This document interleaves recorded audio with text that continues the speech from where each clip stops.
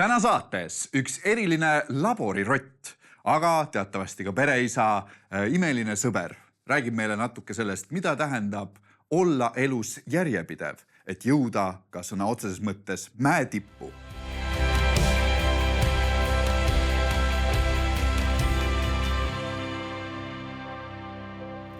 Tere tulemast tagasi kuulama, vaatama saadet Meistritöökojas. Mul on suur rõõm tervitada saatesse minu head sõpra, Martin Maide. Tere tulemast! Tere, Karl! Rõõm siin olla. Kuule lahe, et tegelikult me oleme natuke teises keskkonnas seekord. Tõesti, ega me tavaliselt ei ehita, jah? Ei ehita, ei seisa niimoodi kaamerate ees ja jaga elusid, aga täna midagi teistsugust. Aga tead, mina sind tunnen, aga kui see oleks nii hea, siis defineeri mulle palun, kes on Martin Maide? Ma arvan, et see sõltub, mis hetkel sa küsid, kes ma olen. Praegu ma olen Karli sõber. Oi, tore. Kui ma vaatan minevikku, siis ma olen tavaline poiss Tartust. Ja ma siis sündisin veel ajal, kus Tartus kõik tänavad ei olnud asfalteeritud.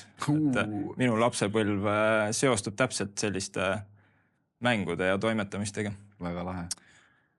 Kui sa küsiksid minult umbes 6 tunni pärast, siis ma olen abikaasa.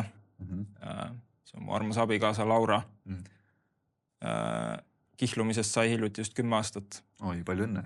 Ja, on olnud väga toredad 10 aastat ja kuigi 8 on tore, siis mingi hetk tundus ainult loomulik suhte areng, et me toome siia maailma veel kedagi.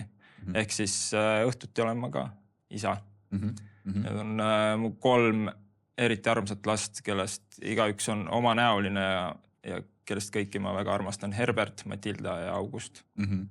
Aga sina tead neid, ma arvan, päris hästi. Ma ka juba olen saanud neid tundma. Ja minu lapsed teavad ka onu Karli väga hästi. Et rõõm on tõesti öelda seda, et teil on väga kihvt pere. Ja nemad on ka igaüks omamoodi karakter ja nii kihvtid, et siin juba enne natuke põrgatasime mõtteid, et mis kellelgi toimub ja kuidas on, aga hea meel, et saan sind tunda samamoodi. Aga need on nagu sellised sotsiaalsed ja isiklikud rollid, et ma arvan, võib-olla kõige nagu esimesel tasandil ma olen ka kristlane ja ma arvan, see on olnud mu elu kõige muutuvam otsus, mis ma ilmselt teinud olen. Et siin on üks pilt ristimisest koguduse keskel, mis mind ennast tol hetkel väga kõnetas, nii et siin ma olen siis näpud taeva poole ja kuidagi kõndisin muudetult ristimiselt ära, kuigi isegi mind ennast ei ristitud. Et ma arvan, see nagu peegeldub igasse teise elu valdkonda ka, et see on mingi osa elust, mida ei saa ära võtta. Just. Ja mis siis? Oled koguduses aktiivne tegelikult. Ja, absoluutselt, jah. Olen kogukonna juht. Muidugi, me ilmselt räägime hiljem sellest veel natuke, et praegus eluperioodis 3 lapsega see on selline tunne, et kuule, ma ei tee ju suurt midagi, üritad kuidagi ellu jääda ja kuigi lapsed on armsad, siis oma jagu energiat läheb sellesse, et üritada neid elus hoida. Ja eks kogu aeg natuke kripeldab see, et kus ma veel mida teha saaks. Aga see on nagu tugevalt mu enda inimtüübis kinni ka, aga ma arvan, vestleme sellest natuke hiljem. Ja siis mulle meeldib mõelda, et ma olen sõber. Oled? Ja siin on üks üsna vana pilt ja kui ma mõtlesin selle sõprustele tagasi läbi elu, siis mul on sügavalt hea meel, et need peamised sõprused, mida ma oma elus kogenud olen, need on nagu koguduse keskel tekkinud ja sealt välja kasvanud. Et siin on mu head sõbrad Valdur ja Maali ja Lauri, kellega siis endiselt lävime päris palju, aga et sõpruste dünaamikad aja jooksul muutuvad, et kõik on nüüd selles perefaasis. Et see on teistmoodi, aga et mul on hea meel, et kõik sõprused, mis mul peaaegu on nagu sügavad sõprused on nagu koguduse keskel. Selge see, et sa ei saa ainult oma koguduse mullis elada, et väljaspool on siin vaja mõnikord isegi rohkem kui kogudus sees teiste inimeste jaoks. Aga et see kuidagi oli siuke läbiv, kui mõtlesin sellele. Igast lahedaid asju on koos tehtud. Just. See on ka laagrist.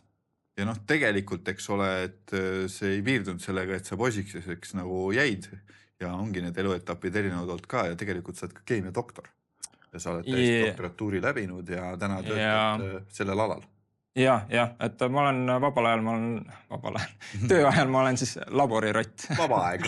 Jah, see on üks siuke selfie, et väga palju muidu selfie'sid laboris teha ei jõua, igast toimetamisi on seal ka, aga see osa mu elust on selline, osad inimesed alati toovad seda kuidagi välja, et see on nagu kuidagi äärmiselt ära teenitud. Ma ise olen seda pigem näinud nagu lapsepõlve pikendamisena, et mul nagu koolis on tore käia, ennast harida on tore riigis, kus see on nii lihtsasti võimaldatud ja ma saan öelda, et Jumal on õnnistanud mind nagu selge nägemusega, mida ma tahan oma karjääri mõttes teha, et see on igapäevane kingitus, aga ma ei leia küll, et see oleks olnud nagu hullult suur saavutus jõuda sellesse punkti. See on äärmiselt kogemuste rohkend, äärmiselt nauditav.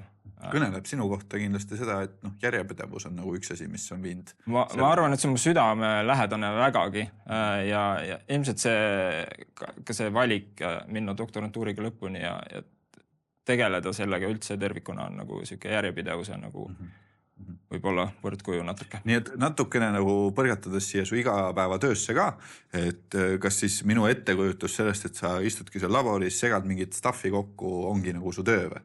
Teed mingi erinevad katseid, vaatad, mis see aine teeb seda. See on väga hea küsimus, sellepärast, et jah, kui sa tuleksid mõnel päeval mulle külla, siis see tõesti nii oleks.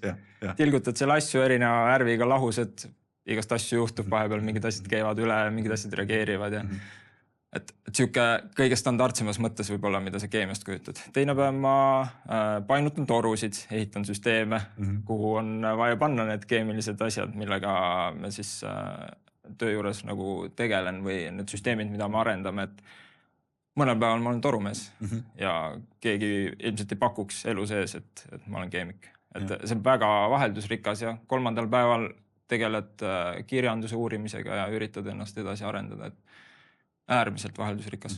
Väga lahe, väga lahe. Ja tegelikult, eks ole, tööga su ja laste ja perega su elu ei piirdu, vaid muud asju on ka, mida sulle väga meeldib teha ja mida sa naudid, et ühest kitarrimängust kuni tegelikult ka füüsilisena tegevuseni. Jah, absoluutselt. Mul oli see elus periood, kus ma olin selline mees, et eriti koguduse keskel nagu tahad panustada nii palju kui võimalik. Eluetapp oli siuke, kus oli nagu võimalik hästi palju asju teha, et muusika oli üks see asi, mis mind kõnetas, aga osalt oli see ka vajaduspõhine. Et oli vaja, et keegi mängiks kitarri ja mulle meeldib ennast pidada sujuvaks akordivahetajaks. Ma tegelikult kitarri mängida kui ei oska. Et ma oskan akorde sujuvalt vahetada ja tihti sellest piisab. Rütmitaju tuleb ka kasuks vahepeal. Ja muusikaline kuulmine, ma arvan, mul on olemas ja ma saan nagu kõrgustest aru ja nii, aga see on üks valdkond siis, mida ma olen nagu poolikult arendanud, et ma ei ole selle kunagi lõpuni läinud ja nüüd laste tulles, ma arvan, ma olen suhteliselt nagu kõrvale jätnud selle, aga kodus ikka tinistame vahepeal. Sul meeldib joosta? Ja joosta meeldib ka, jah. Ma kõikidele sõpradele teen seda nalja, et mul aju kahjustus selle tõttu on nagu jooksmine tundub tore tegevust, enamik inimesi vihkab seda, eks. Aga ma olen enne teab. See on siis pilt Tallinna maratonilt sellel aastal ja lõpuks mul on 3 lapse kõrvalt see hooaeg oli esimest korda aeg, kus ma suutsin jälle teha trenni. Küll oli hilisõhtuti ja see ei olnud optimaalne, aga ma seadsin endale eesmärgi maraton läbida ja ma arvan, selle ma tegin suhteliselt tublisti ära. Et ma olen rõõmus ja see on mingi tegevus, mis pakub mulle nagu sellist mõtisklusaega. Ta on nagu, niimoodi ma ei jookse, eks, ma ei palvet samal ajal, aga see on minu aeg Jumalaga ja aeg enda mingit päeva nagu asju lahti mõtestada ja nii. Just. Ja tihti ka tegelikult teha seda sõpradega koos, eks ole? Ja, absoluutselt. Mitmed, kellega te leiate ühiskeelt selles? Ja, absoluutselt, jah. Lihtsalt vahepeal on nii, et sa pead õhtul kell 10 minema, sa tead, et muidu see on tänase päeva ainuke aeg siis. Aga üks kihvt ettevõtmine sul oli veel, mille peale ma vangutasin ikka tükk aega peale, et kuidas see asi üldse nagu võimalik on või et miks siuke asi üldse ette võtta ja kes sulle siukse augu siis pähe rääkis, et sa siin pildil oled? See oli mu armas abikaasa, kes kinkis mulle siis kinkekaarti maailma pikima trepi jooksule, mis toimus Šveitsis. Ja juurde oli jäetud väike kirjake, et meie abielu oleks sellel aastal su kõige raskem asi, mis sa teed. Et siin ma siis läbisin 12 000 trepiastet ja see oli nagu järjepidevuse proov. Mis see distants oli? see rada ise oli lühike, see oli 3,1 kilomeetrit, aga vertikaaltõus oli 1700 meetrit. Nii et see on ja 12 000 trepiastet siis umbes. Et näost on näha, et ega see lihtne ei olnud. Käed tuli tappi nagu. Ja see üks käsi sai tugevamaks selle peal kõvasti kohe.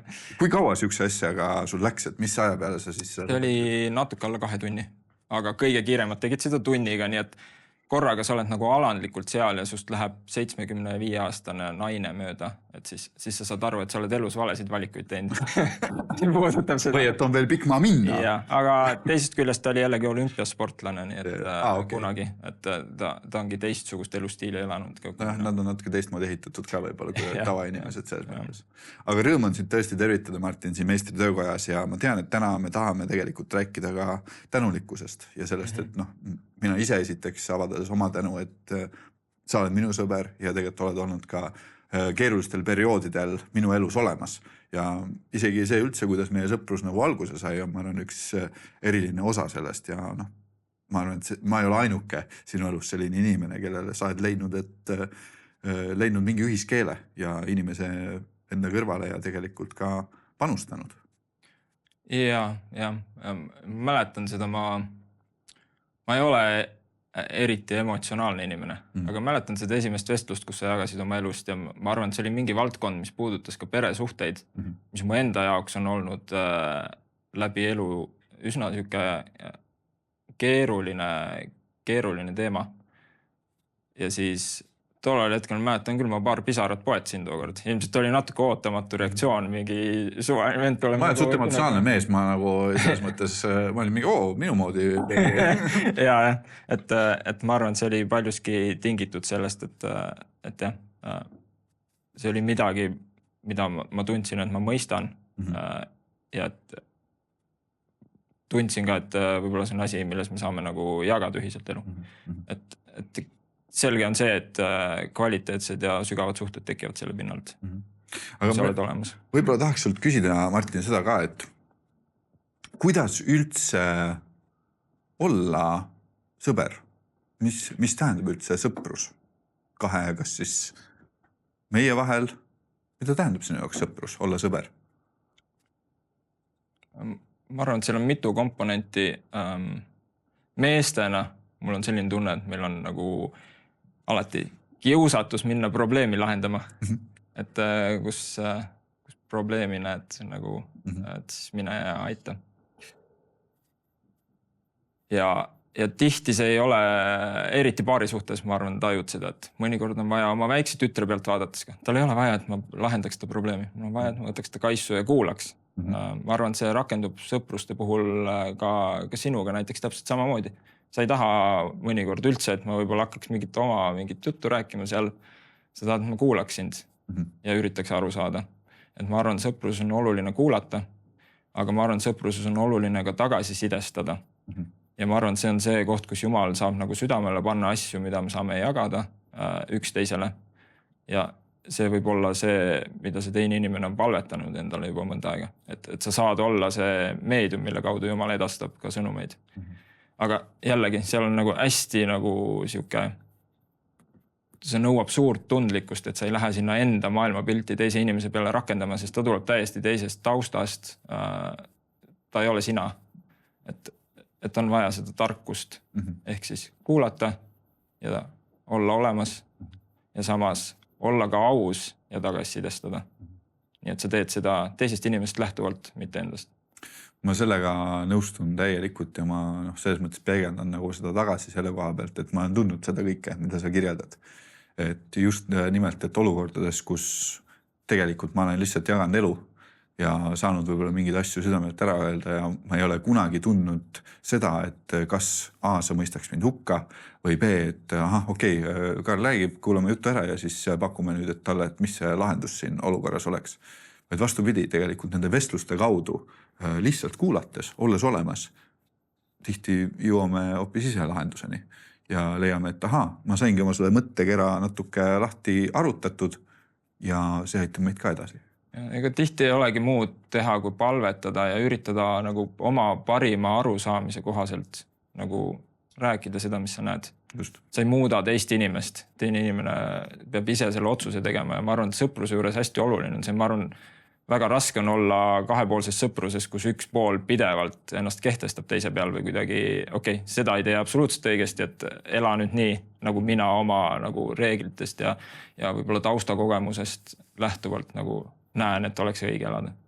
Et ma ei ole kunagi näinud, et see oleks viinud teist inimest kas meeleparanduseni või mingite otsusteni, mis aitavad tal kuidagi jõuda tervislikku kohta, nii et see sõprus ka kestaks.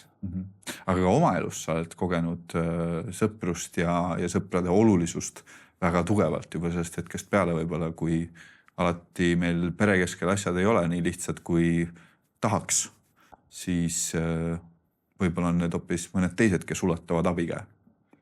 Ja mul oli selline eluperiood, kus ma tundsin, et just isa suhte tasandil, et meie nägemused sellest, nagu, mida elus väärtustama peaks ja kuidas sellest johtuvalt peaks tegema otsuseid ja oma aega kasutama, on nii erinevad, et ma lahkusin mingi hetk päeva pealt kodust. Mõni inimene kuulab, mõtleb, et ilmselt olid noor ja natuke nagu tunded käisid üle, vastab tõele. Ma ei vaata peeglisse ja ei mõtle, et see oli kõige tervislikum otsus, mis ma sain teha, aga selles hetkes ma tundsin, et kui ma siit midagi ei muuda, et siis Jumal ei saa nagu realiseerida seda, mis tal minu jaoks varuks on ja ma ei saagi võib-olla iial teada enne kui on juba hilja või mingid muud asjad on ära kujunenud, nii et ma tegin võib-olla natuke iseka otsuse, aga samal ajal, kui ma tagant järgi vaatan sellele, see kahjustas peresuhteid küll, aga Jumal sai mind kasutada teistes nagu keskkondades ja sealt võib-olla tekkis ka natuke see, et korraga ma elasin linnast väljast, sellest tingitult oli hästi palju nagu seda, et millal koju tulete ja kuidas aitate ja miks te kodu ei prioritiseeri ja siis ma olin korraga nüüd linnas. Esiteks mul ei olnud väga kuhugi minna.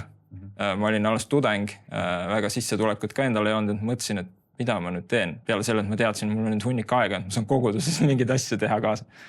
Ja siis sõber ütles, et kuule, et mu kodu on alati avatud, kui sul on vaja kuskil olla. Ja siis ma saabusin sinna koju ja see on selline natuke ebamugav tunne. Igal ühel meist oleks, kui me kõnniks võõrasse koju sisse ja kuidagi ei tunneks, et ma olen kuidagi ära teeninud seda, sest ma arvan, isa suhe oli kogu aeg olnud selline väljateenimispõhine. Nüüd sa korraga oled seal, nad võtavad sind vastu, nad ei oota sult midagi.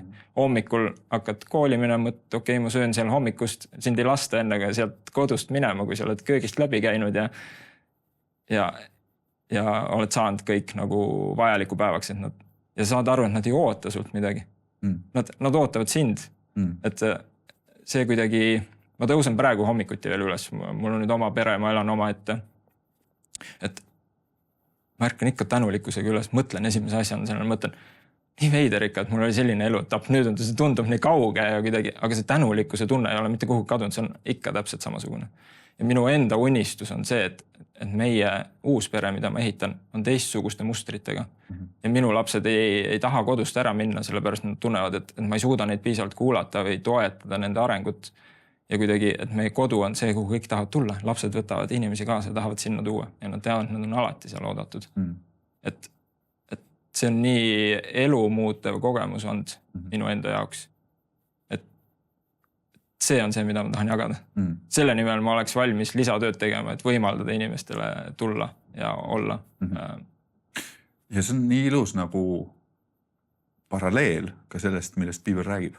Et mida meile räägitakse Jumala armastusest, et tingimusteta armastada, et sa ei pea mitte midagi tegelema tegelikult selleks, et teenida välja armastust. Ma arvan, mida tihti võib-olla inimesed on kogenud elus. Ja ma arvan, eriti meestena ka, kui sul on selline tunne, et sa pead vastutama ja räägitakse mingist umbmäärasest vastutusest ja sa vastutad ja et kuidagi kõik asjad kuidagi on mingi teiste valikute tulemus ja sa pead olema see, kes nagu võtab siis lõpuks selle vastutuse, vastutad oma pere eest ja enne seda, sa oled mees, vastuta nüüd.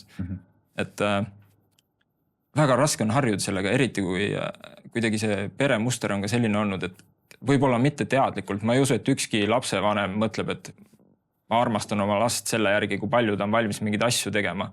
Aga et sul on mingid nagu peremustrid ka endal ja siis kuidagi lihtsalt lapsel alateadlikult tekib see tunne, et kui ma teen rohkem, siis mind pannakse ka rohkem tähele, mulle pühendatakse rohkem hoolt ja asju.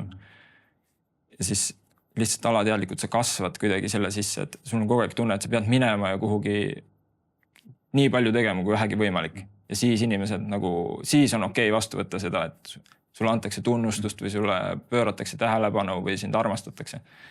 Et Piibel õpetab täpselt vastupidist ja isegi kui sa saad päästetud ja sa tead seda, siis mul on olnud väga raske sellest välja kasvada. Ja ma ütlen ausalt, see on nagu abielusse ka kaasa tulnud. Mu abikaasa on väga tervest perest, ma julgen öelda. Ja 6 aastat, ma arvan umbes, läks enne, kui ma saan aru, et väikse nagu liialdusega öeldes, ma võin ükskõik mida teha. Ta ei põlga mind ära, ta armastab mind sellisena, nagu ma olen minu enda pärast, mitte selle pärast, mida ma tingimata teen. Selge see, et sa tahad siis olla oma parim versioon ja nagu olla nii hea kaaslane kui võimalik. Aga lihtsalt selle sisse kasvamine võttis juba väga terves keskkonnas minu enda jaoks selles paari suhtes umbes 6 aastat. Et see on olnud nagu pikk protsess. Mõtlen korraks nagu nende peale, kes meid on kuulamas, vaatamas ka ja just selle koha pealt, et mõni võib-olla, kes on meie vanune, kes on ehitamas neid suhteid ja ümberringi ja võib-olla ka nägemas seda, et tahaks teisiti. Aga ehk on ka neid, kes võib-olla ei ole nii ennast analüüsivad või analüüsivõimelised, et üldse öelda, et aga kõik on ju hästi, mis siin valesti on, ma ju terve elu olen niimoodi elan 50 aastat ja pole mitte midagi häda. Et kuidas me üldse suudaksime niimoodi ennast analüüsida või näha või vaadata ka peeglisse, et hei, võib-olla kõik ei ole päris nii hästi, kui võiks olla? Ja, mida mina sellest välja loen peamiselt või mis probleem võib olla ühiskonnas tervikuna nagu tajun, on see, et me tihti ootame, et mingid asjad tehakse meie eest ära või tehakse hästi lihtsaks. Ja kui asjad ei ole nagu emotsionaalselt meie jaoks lihtsad või mõnusad või meeldivad, et siis järelikult see polnud õige asi. Või et ma ei tea, mu isa ei hoolinud minust, kui ma väike olin. Selle tõttu ma elan seda 35-selt ikka läbi, aga kuskilt jookseb see piir, kus sa oled ise täiskasvanud inimene ja sa pead võtma vastutust selle eest. Ega Jumal saab sulle ainult nii lähedale tulla, kui sa lased tal tulla nende asjadega ja pakub sulle vahendeid selleks, et sa saad oma elu mustreid muuta. Sa ei ole nagu defineeritud nende poolt. Ja ma arvan, et pääste olemus selles ongi, et me saame uueks loodud. Et ma näen, et seda on suhteliselt palju, et kui inimestel on nagu emotsionaalselt ebamugav, siis järelikult see ei ole õige asi. Jumal peab täpselt niimoodi serveerima meile kõik asjad ette, et me saame oma kõhu täis süüa. Ja et siis on nagu kõik õigesti. Ja kui seda ei ole, siis järelikult on midagi valesti ja puudu. Mulle meenuvad mingisugused noorte teenistused, kus pastor või jutlustaja ütles ja tegi üleskutse, rääkisime jutlus ära ja sa tunned ära ennast selles jutus. Võib-olla nagu mõni praegu tunneb ennast ära. Et ma saan aru küll, et see olen mina, et kellest räägitakse. Ja siis lõpus, kui oli palveaeg ja tegi üleskutse, et kas siis meeleparanduse või päästepalvele tulla või mida iganes. Ja siis üks asi, mida ta ütles, oli see, et kui sa praegu tunned ennast ebamugavalt, siis see on väga hea. Järelikult on midagi kohale jõudnud. Järelikult peab midagi ette võtma. Mul meenub see sama pilt, mida me enne siin sirvisime, see 12 000 trepiastmel. No ma ei jõudnud sinna nii, et ma otsustasin üks päev, et ma sõidan Šveitsi kohale ja hakkan trepist üles minema. Sellele eelnes järjepidev töö. Või samamoodi maratoni 38. kilomeetril ei ole nii, et nii hea, nagu ma tulin siia ja mind kanti sellest läbi. Ma ei pidanud ise midagi tegema, see oli nagu protsess oli imeline ja selle eelnes, ma vaatasin kokku 138 tundi treeninguid ja see on puhas trenni aeg. Et see on see, kus sa pead selle otsuse tegema ja võtma vastutust ise selle olukorra eest. Ja see näide võib-olla on selles mõttes natuke lihtne, aga ma arvan, see rakendub päris paljudele valdkondadele elus. Ja võib-olla see on ka asi, mida ma nagu olen üritanud oma perekonnas ka mustrina muuta, et lapsed saavad aru, et nad vastutavad mingite asjade eest. See ei tähenda, et nad on üksi nende asjadega. Ma olen seal. Ma olen seal, vaatan neid eemalt, mõtlen, tubli, aga selle töö sa pead ise ära tegema, kallike. Et see on olnud minu soov ja ma arvan, see on ka teistel inimestel, märgake neid asju, kus te saate ka ise vastutust võtta ja võib-olla on aeg peeglisse vaadata ja üritada aru saada, Jumal saab kõnetada sind seal. Et kogu toitu ei mäluta meie eest läbi. Mingi osa me peame paraku ise ära tegema ja ma arvan, see on elu võlu ka. Just. Finišijoonest üle tulles 42,2 kilomeetril. Ma olin tänulik. Jumal kandis mind läbi sealt, aga ma olin ka tänulik sellest, et ma olin võtnud vaevaks panna järjepidevalt seda tööd sisse ja ma sain aru, et ka minu enda roll oli selles. Et see on nagu selline terviklikkus, ma arvan, ja tänulikkus võib-olla enne kõik selle keskel. Nii et ma arvan meestena ka nagu, et selline nagu paralleel või mida siit sinu elust nagu võib tuua ja miks üldse nagu on hea meel, et sa oled tulnud jagama ka, ongi täpselt see, et millele meid kutsutakse. Tegelikult ka Piibel kutsub ja kristlastena me saame öelda, et see on järjepidevus, milleks meid kutsutakse ka usus. Absoluutselt. See ei tähenda, et peaks rumalaid asju tegema, et me peame alati taotlema seda, et me teeks neid asju, mis Jumal on meie jaoks planeerinud ja me peame olema valmis kuulama, kui Jumal saadab neid sõnumeid. See ei ole tihti lihtne. Muutumine on väga pikk periood, nagu oma nagu käitumismustritest võib-olla siin põgusalt rääkisin. Aga et me peame olema valmis tegema ka neid asju, mis alati ei ole mugavad lühiajaliselt. Ma arvan, pikaajaliselt pakuvad väga suurt nagu rõõmu ja sellist, et sa saad aru, okei, see pusletükk asetus nüüd sellesse konteksti ja on mingi täiesti loogiline mingi pool aastat tagasi võib-olla mingi mis asja, mis pusle see on, ma nagu hästi ei saa aru, mis pilt siit peaks kokku tulema. Et eriti just teiste inimeste pärast ka ja kui sa oledki juba selles vanuses, kus on lapsed, kes vaatavad sinu peale, et ma tunnen, et see on ainult nagu süvenenud, et sa pead mingi hetk suutma nagu edasi liikuda ka nendest asjadest, mis on sinu jaoks rasked olnud, sellepärast, et need inimesed sõltuvad nüüd sinust ja sina oled neile kõige lähem asi, mida Jumal saab kasutada, et neid arendada. Nii et sa julged väita ka oma elu põhjal, et see on võimalik nendest asjadest edasi liikuda ja paraneda nii seesmiselt kui väliselt. Muidugi. Ja ma saan väga hästi aru, et on inimesi, kellel on palju keerulisemaid asju elus, et ma ei pretendeeri sellele, et mul on olnud tohutult raske elu.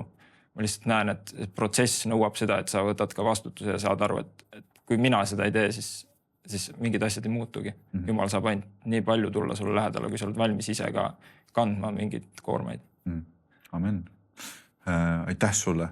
Kas oleks nii hea, Martin, ja juhiksid meid ka siin lõpus, et ikka, kui meil külalised saates on, siis me tahame avada palvevõimaluse.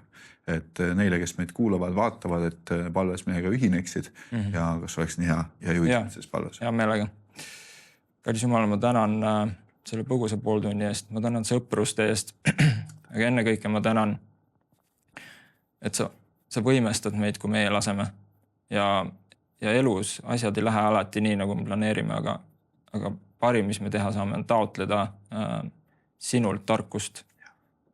Ja kui sa kõnetad meid, siis ma palun meile julgust ja järjepidevust ja tänulikkust viia ellu neid muutusi ja läbi selle kasvada rohkem selliseks, nagu sa oled mõelnud meie jaoks.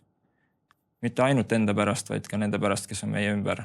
Et sinu kuningriik võiks sellest edeneda ja kõik, kes me lähi- ja kaugemas ringkonnas on, võiksid kogeda seda ja sind läbi meie tegemiste. Aamen. Amen. Aitäh sulle, Martin, et sa oled tulnud jaganud oma elu ja pean tunnistama ka, et ma olen väga tänulik sinu eest samamoodi. Samad sõnad, Karl. Aitäh ka teile, kes te olete meid kuulanud, vaadanud ja soovime teile tõesti järjepidevust teie tegemistes ja ka muutustes, olla julged, võtma vastu neid raskeid otsuseid, sest kui emotsionaalselt on ebamugav, siis tegelikult võib see tihti tähendada millegi väga ilusa algust. Kõike head teile. Hea vaataja, lõppenud saade on sündinud TV7 ja Nõmme meeste hommiku koostöös. Kui tunned, et kuuldud lugu sind kõnetas ning sooviksid leida kontakte teiste meestega, siis rohkem infot leiad veebilehelt meestehommik.ee. Saated sünnivad vaid annetajate toel. Selleks, et need lood jõuaksid veelgi rohkemate inimesteni üle Eestimaa, saad anda oma panuse ekraanil kuvatud võimalusi kasutades. Oleme südamest tänulikud iga toetaja eest.